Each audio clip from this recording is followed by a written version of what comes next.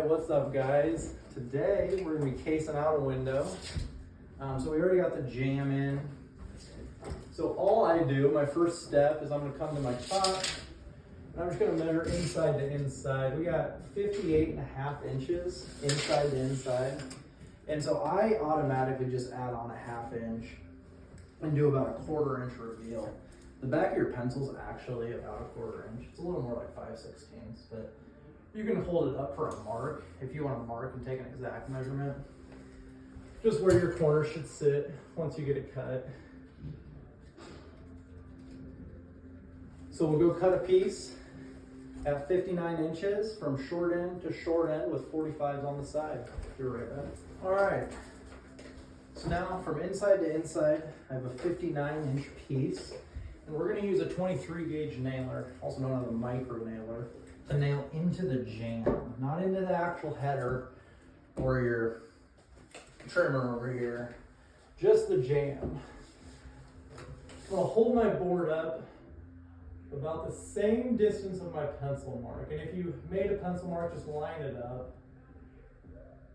And since these jambs are a 1/2 inch thick, a 1/4 inch is just halfway of that. And so I'm just holding it halfway on the jamb, halfway in the corner.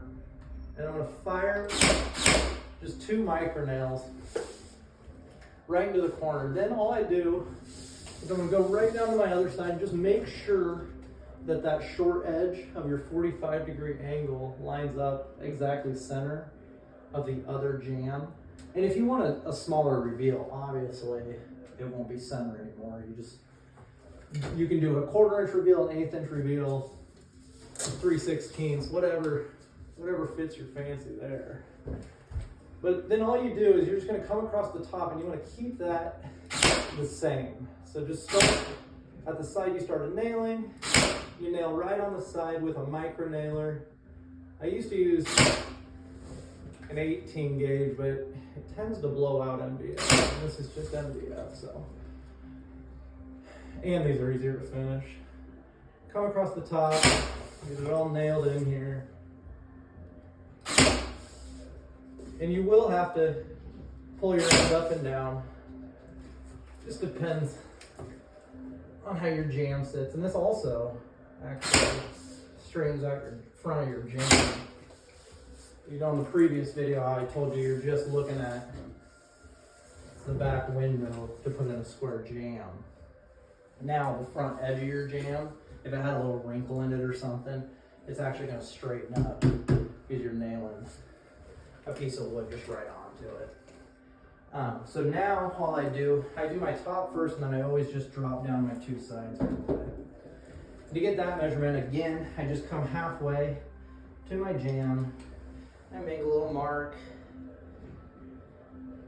About looks halfway. You can measure it out, but if you know what half of a half is, you'll be all right. So that gives me like 59 1/16 to the center, and that's again short point to short point. I always find it easier to measure short to short. You can measure short to short and then take the thickness of your material you're using, multiply that times 2, and then that's your long point to long point measurement. Sometimes it can be just a little finicky sometimes though, so be careful with that method. Usually I'm always just going to measure short to short, and when I go to cut it, I'm going to hold my inch measurement right on my short point and just factor in that inch. So 59 1/16, I'm going to hold my inch on the short point of my 45, and out on the saw I'm going to cut it at 60 1/16.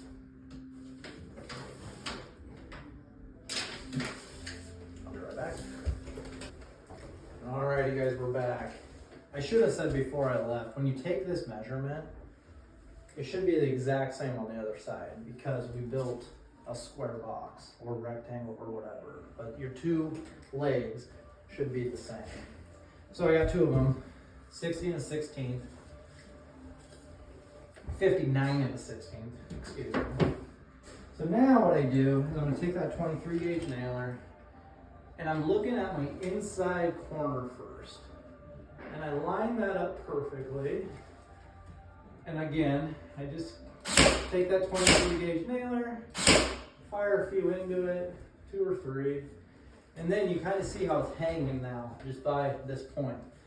Okay, don't worry about your edge yet. All you're gonna do is you're gonna press up to where you get a nice solid seam there. Again, you can see that my reveal is pretty big here right now.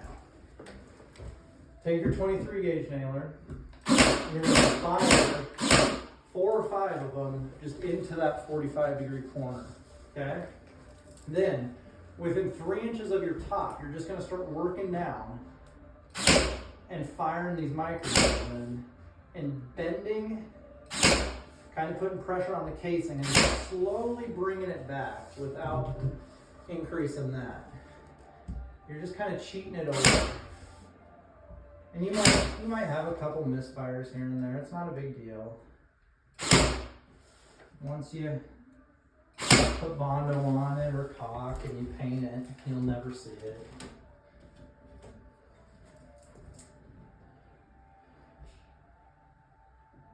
All right. And obviously, if you're doing a solid oak trim or something, you're gonna have to line up grain. There's a different way of doing it for solid wood. But if you just have MDF material, press material, this is the simplest way that I've found. Again, I just kept that 1/4 inch the same all the way down. It's actually about 3/16, and it splits about halfway down on my bottom windowsill. Then I go to my right side again. You're just gonna do the same exact thing. Line up your inside corners, fire them, I don't know, 3, 4, 5, whatever makes you happy. If you're trying to save money, maybe do 2. And you get a nice tight seam up there. You want it tight, because the more you have to put Bondo on this or caulk it and sand it, you're gonna see it over time, especially when light hits it. So you want to get these seams as tight as you can. I'm gummed out of nails. Oh no, it's not. It's just jammed up. We'll get her fixed. Again, from the top, I'm just coming about 3 inches down, and I just start working my way down the window. I'm just firing micro nails into that jig. I'm not worried about my outside right now. I'm not even worried about, there's a gap on the outside here. There's a gap over here on the outside. I'm not at all concerned about that right now. One thing at a time. It'll make this process go way easier for you. So you just keep working down. Pretty simple, self-explanatory.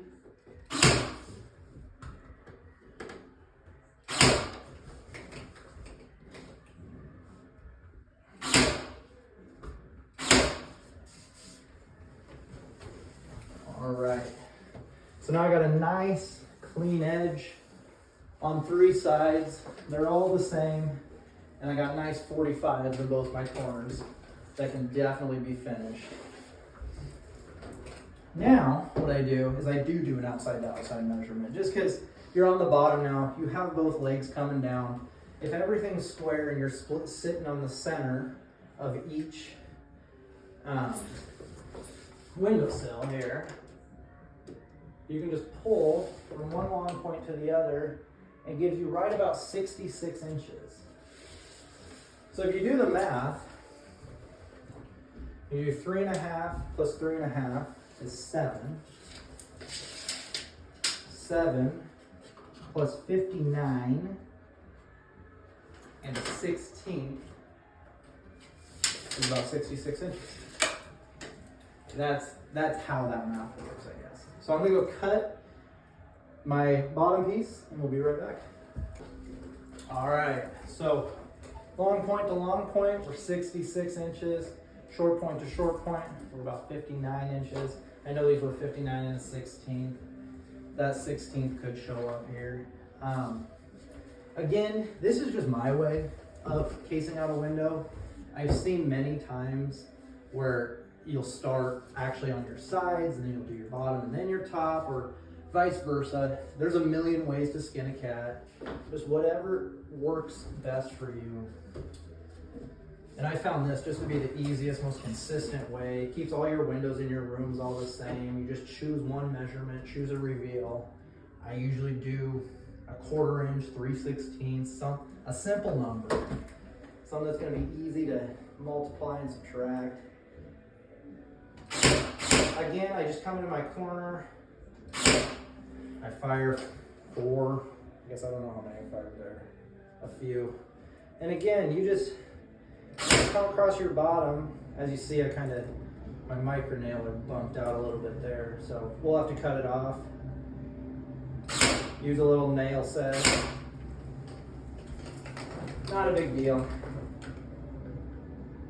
I'm just gonna come across my bottom.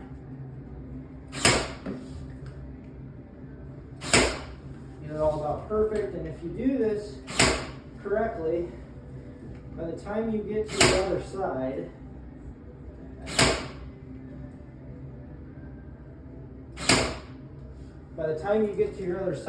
you should have a perfect corner, which we do. So we did something right, that means. And to make this corner, you might have to pull out just a tiny bit on this guy and press up. That's just how tight you measure. Which I always try to measure to the 16th. I found when I first started construction, I was always just 1/8 strong, 1/8 weak. I found that just learning your 16th inch measurements and knowing how, when, why you use them, it makes everything so much better. What I just did there is the same thing we did up top. I'm just pulling these 45s out. And if you have MDF, you want to be kind of careful doing this, because if they're pressed together really hard, by pushing one back or pulling one forward, you could actually chip out the front finished part. So you just want to be careful, kind of pull them apart and just line them up. You got a nice seam there. Easily be able to go over that little bit of stock and paint. All right. So now all I do, I missed a nail here, so I just wiggle it back and forth. They're 23 gauge nails, so they're like just like little needles. You shoot one into your finger, you'll know it. All right. Once that's all done, now my entire jamb has been nailed around. All my corners are stuck together. But if you were to walk in here right now, you'd notice that there's a pretty good gap, right, 3/16 along this outside edge. Now why that is because I bevel my corners a little bit, pry a degree, half a degree.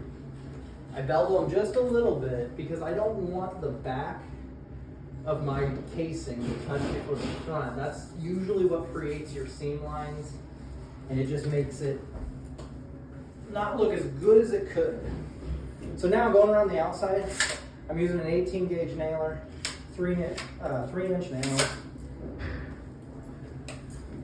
I start on my top left. This part doesn't really matter. But what you want to do is you come to your 45-degree corner and you're going to press back as far as you can without opening up that seam too much. Okay?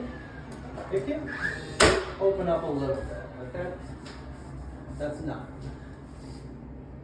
So you keep working your way down the wall, and you're just pressing that casing back on your wall. You're getting rid of that 3/16 inch seam that's all the way around your window. And then you're actually holding the jamb in place too by nailing into your king stud out here. Work your way down. Depending on walls, how wavy they are, and sometimes you're just at the builder's mercy where one side sticks out just a little bit farther. But nothing you can't do. So here, I'm tight here, and I have a gap right here. because that tells me there's a little bit of a hump right here in this wall. So all I did was, since this is on my bottom edge, you're not gonna see that, right? So I just pull it out. I'm just gonna take that nail and I pull it out and round that corner off a little bit, and it re-tightens up that 45. Fire it in, right in that corner. And it'll still be cocked, but you'll never see that there's a little bit more cock on that bottom edge. Once your bottom's done, you can go side, side, front, back, whatever. It just all needs to be nailed. I take my hand also and I pull my corners together when I do this. I pull them together and I kind of press back at the same time. And then I'm going to fire 2 nails just right into the corner, right into each casing piece. Again, come halfway down and just going to slowly work my way down. Always keeping an eye on your seams, keeping an eye on the gaps. Again, pulling my corners together, putting a nail in it. Looks pretty nice. I take my fingers, I just feel along the top. That's actually pretty closed. That's very tight to the wall, which is good, but we do have a little gap here we can't fix. So you just pull it out, just a tiny bit. I mean, you're talking like an 1/8 inch, maybe. You're probably less than an 1/8 inch.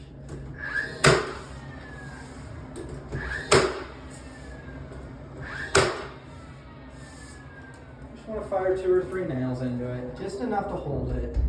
It's not, you're not going to be hanging on it or anything. There's no reason to put 20 nails into this. It just gives you more nails to fill in for your finish. But the next step is just, we use auto body Bondo usually on this MDF. Actually, we'll go around and we'll just Bondo everything. It gets kind of messy, everything looks red for a while, but once you Bondo it, sand everything down really nice, real fine grit sandpaper, it will look seamless. It'll look like a seamless window jamb with casing. But good seeing you guys today.